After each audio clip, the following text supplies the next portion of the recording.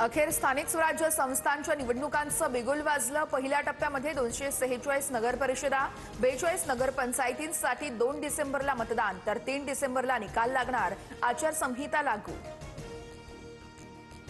मतदार याद्या 7 नोव्हेंबरला प्रसिद्ध होणार। 10 ते 17 नोव्हेंबर या काळामध्ये नामनिर्देशन अर्ज दाखल करता येणार। 18 नोव्हेंबरला अर्जांची छाननी, तर माघारीसाठी 21 नोव्हेंबरची मुदत।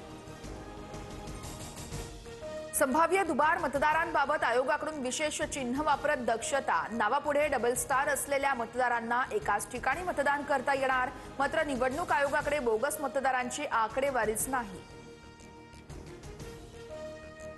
निवडणूक आयोग सत्ताधाऱ्यांच्या हातचं बाहुलं। पत्रकार परिषद पाहून तळपायाची आग मस्तकात गेली। राज ठाकरे संतापले। प्रश्नांची उत्तरं देता येत नसतील तर आयोगाचा उपयोग काय? राज ठाकरेंचा सवाल।